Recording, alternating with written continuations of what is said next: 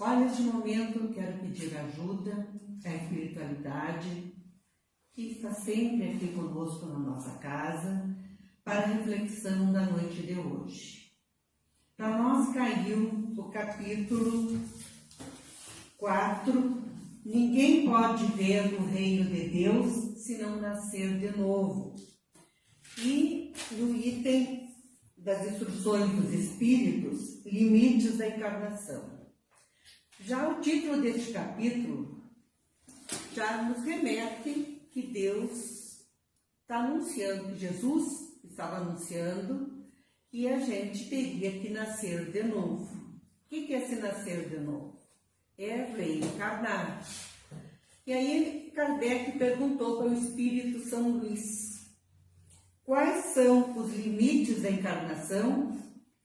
E São Luís respondeu: a encarnação não tem limites precisamente traçados, se nos referirmos ao envoltório material que constitui o corpo do espírito. Bem, o que quer dizer isso? Nós estamos aqui para aprendermos, para nos corrigirmos, porque todos nós que habitamos este planeta, nós estamos longe da perfeição. Nós possuímos ainda muitos defeitos que nós temos que trabalhar para nos melhorarmos, para um dia sermos um espírito puro e habitar mundos superiores. Então, Deus vai nos dar diversas oportunidades e vai depender de nós aproveitarmos essas oportunidades. Então, nós poderemos nascer muitas vezes. Não tem limites. Vai depender de cada um de nós. Então, imaginemos assim, como se fosse uma escola. A escola tem o prézinho, tem a primeira série, aí vai indo até termina o fundamental, vai para o ensino médio, vai para a faculdade, vai para o doutorado, pode estudar por muitos anos, né? E em cada série a gente tem provas para passar, porque tem conteúdos para aprender. Os conteúdos nossos são trabalharmos os nossos defeitos. Então a gente pode aprender ou não. Então, na escola, se o aluno não passar na prova, ele vai repetir de ano e pode repetir várias vezes cada série. Então, ele poderá fazer em mais tempo ou menos tempo. Então, a mesma coisa nós. Se a gente não aprende, a gente vai embora e volta de novo para daquele ponto que a gente parou para tentar se corrigir. E cada um de nós sabe, a gente tem a consciência de quais são os nossos erros, quais são os nossos defeitos, mas a gente tem dificuldade de vencer. É que nem assim, eu sei que se eu tomar qualquer coisa que tenha leite me faz mal, mas eu tenho dias que eu vou e como um doce que tem leite e vou passar mal. E a gente é assim com os nossos defeitos. A gente sabe que fazer determinada atitude é errado e mesmo assim a gente faz. E para a gente deixar de fazer, a gente tem que trabalhar muito. Essas nossas tendências que nós temos de escolher a porta mais fácil para cruzar, que normalmente aquilo que a gente deve fazer é o mais difícil. É mais complicado, exige mais de nós. Então, a vida nos bate de frente e a gente erra e volta a errar e a gente vai se deparar sempre com pessoas difíceis, com pessoas complicadas. E essas pessoas complicadas são aquelas que estão aqui para nos ensinar. são aquelas que vêm para nos provar ou para pôr à prova a nossa dificuldade. Normalmente, temos pessoas que a gente se dá muito bem, que a gente gosta, que são muito boas para nós, são aquelas que Deus nos dá para nos dar um alívio, para nos dar um conforto. Mas as que estão aqui para nos ajudar, mesmo realmente, são aquelas mais difíceis, aquelas mais complicadinhas, aquelas que nos desafiam o tempo inteiro. É ali que nós estamos sendo colocados à prova. E na maioria das vezes é dentro da nossa família ou lá no nosso trabalho, né? Bem, também seguindo aqui nas respostas de São Luís, ele diz assim: a materialidade desse envoltório diminui à medida que o espírito se purifica. Em mundos mais avançados do que a Terra, ele já é menos denso, menos pesado e menos grosseiro, e por conseguinte, menos sujeitos aos infortúnios da vida. Num grau mais elevado, é transparente e quase fluídico. De grau em grau, ele se desmaterializa e acaba por se confundir com o perispírito, dependendo do mundo no qual o espírito é chamado a viver, toma um corpo apropriado à natureza deste mundo.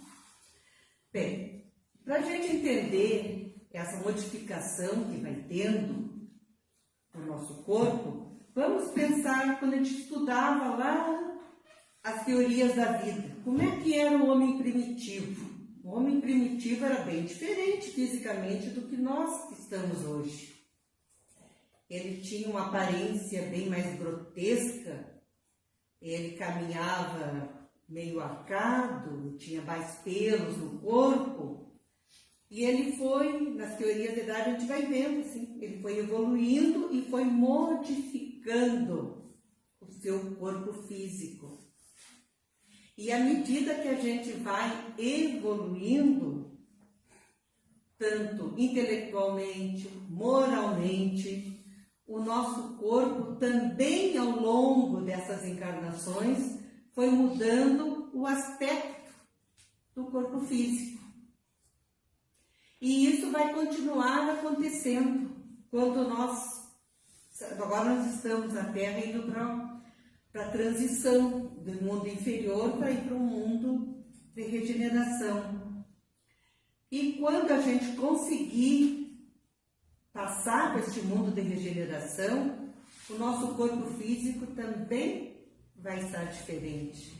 Ele vai atingindo, vai tomando uma forma mais leve, mais delicada, e até que um dia a gente vai chegar ao tal grau de pureza que o nosso corpo vai se confundir com o nosso perispírito. O perispírito é aquele corpo do espírito. Vai ficar tão fluídico, vai ficar quase que como transparente, como a gente via daqueles desenhos ou aqueles livrinhos do Fantasminha, né? Que só parecia como fosse quase um lençol transparente, meio translúcido. Então, com o tempo vai haver essa modificação, mas para isso vai depender de cada um de nós, né? Cada um vão levar mais tempo, outros menos tempo. Só que nessa transição que a gente está indo, aqueles espíritos que não quiserem se modificar, não quiserem se melhorar, eles vão sair da Terra, vão ir para um outro planeta, vão encarnar no outro mundo mais inferior. E aqui vai permanecer, vai continuar encarnando aqueles que estão progredindo, aqueles que estão se melhorando. Aí diz aqui também, na resposta de São Luís, que o próprio perispírito sofre transformações sucessivas. Então não é só o nosso corpo físico que sofre essa transformação, também o nosso perispírito. O perispírito, ele envolve o nosso espírito e ele carrega todas as marcas de uma encarnação para outra. Mas aquilo que a gente consegue se corrigir é apagado do perispírito.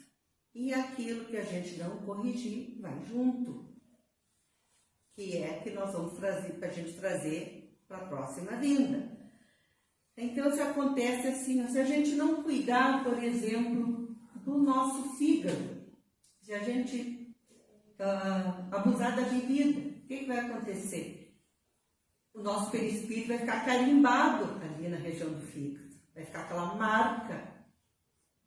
E daí, na próxima encarnação, nós nasceremos com alguma coisa ali para a gente corrigir.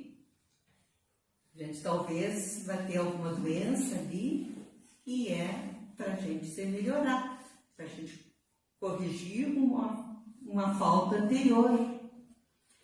Então, tudo, nada é castigo, gente. Tudo é consequência dos nossos atos. Tudo que a gente faz tem consequência. E a gente sabe aqui, no dia a dia da gente. Eu não vou querer bater naquela janela, quebrar aquela janela e não ferir a minha mão. Então, tudo que a gente fizer de bom, vai vir algo bom para nós. E tudo que a gente fizer de ruim, nós vamos colher algo ruim. Eu não vou plantar uma rosa e querer que nasça uma margarida, né? Se eu plantei a roseira, é para ter a rosa. Então, assim é na vida. A gente vai só colher aquilo que a gente plantar. Bem, e aí, quando chegar nesse espírito puro, acabou a reencarnação? Poderá ou não. Porque os espíritos puros podem voltar aqui na Terra como missão para ajudar um familiar que não está conseguindo progredir, ou para ajudar uma comunidade inteira. Então, por isso que esses limites da reencarnação, a gente não pode pôr um número. Ele poderá ser bem variado, que até os espíritos puros, como Jesus, que era um espírito de maior grandeza, e reencarnou na Terra para tentar melhorar, para nos ensinar, para nos dar lições. E é essas lições que ele deixou no Evangelho que nós temos que seguir para a gente poder avançar. Nós temos degraus para subir, né? Cada encarnação é um degrau. E aí tem pessoas que conseguem, às vezes, subir 3, 4 degraus numa mesma encarnação. E outras ficam parados no mesmo degrau. Para trás diz que a gente não volta, que a gente não desce. Mas a gente pode ficar parado ou avançar. Diz aqui também assim: considerando essa encarnação do ponto de vista material, tal como é na Terra, pode-se dizer que ela está limitada aos mundos inferiores. Portanto, depende do próprio espírito libertar-se mais ou menos rapidamente da encarnação, trabalhando por sua purificação. Então, está dizendo aqui que depende de nós, cada um trabalhar. E quando a gente dá naquele intervalo entre uma encarnação e outra, e a gente diz que está na erraticidade, somos espíritos errantes. A gente, quando está ali, a gente está esperando uma oportunidade para encarnar. Nós vamos estar convivendo com espíritos de todos os tipos. E a gente, na erraticidade, é uma continuação do que a gente estava vivendo aqui. Naquele ponto que a gente saiu, a gente vai estar lá. Se a gente estava ainda com mais momentos tristes, infelizes do que felizes, na erraticidade também nós vamos estar com os mesmos sentimentos. A gente está naquele mesmo mundo. Tem gente que acha que tem que morrer para fugir dos problemas. Não, eles vão junto com a gente. Tirar a vida não é solução. A gente leva tudinho exatamente como estava aqui. E a gente vai ficar esperando uma oportunidade de voltar. Mas estão vendo, cada vez as famílias estão tendo menos filhos. E se está nascendo menos, tem menos oportunidade para a gente voltar. Então nós vamos ter que aprender a aproveitar um pouco mais esse tempo que nós estamos aqui. Para a gente se melhorar. Bem, então, diz assim, ó, na erraticidade, ele é mais ou menos feliz, livre e esclarecido, conforme esteja mais ou menos desmaterializado. Então, quanto mais material nós formos, mais material nós vamos estar na espiritualidade. Quanto mais evoluídos estivermos, mais evoluídos vamos estar lá. Então, é um convite para a gente pensar, né? Que depende de nós. O nosso futuro depende única e exclusivamente de nós. Se queremos uma vida melhor, nós precisamos sermos melhores. E parece assim, a gente falando, parece que é tão fácil, né? Ser bom, ser caridoso, ajudar os outros. Mas a gente enfrenta tanta batalha interior, a gente ainda tem tantos sentimentos mesquinhos, pequenos, dentro da gente, que aquilo que poderia ser fácil, na verdade, é bem difícil. É fácil a gente falar, mas a gente executar, a gente fazer a nossa lição de casa, infelizmente é bem difícil. A gente deixa fazer com que o amor seja presente em todas as nossas ações. Mas vamos lutar para um dia chegar lá, né? Então agora vamos nos preparar para receber o nosso passe espiritual. Vamos pedir para Nossa Senhora, aquela que cuida de todos nós, que ela é tão preocupada com seus filhos, que estenda seu manto sobre todos nós, sobre toda a nossa comunidade, sobre o nosso Brasil, sobre o nosso mundo, amenizando os corações das pessoas, principalmente daquelas que têm grande poder em suas mãos, aquelas que podem, se quiserem, modificar a vida de muitas pessoas. Pedimos que a sua misericórdia se estenda sobre todos nós e que interceda junto ao seu Filho Jesus para derramar muitas bênçãos sobre todos que aqui estão.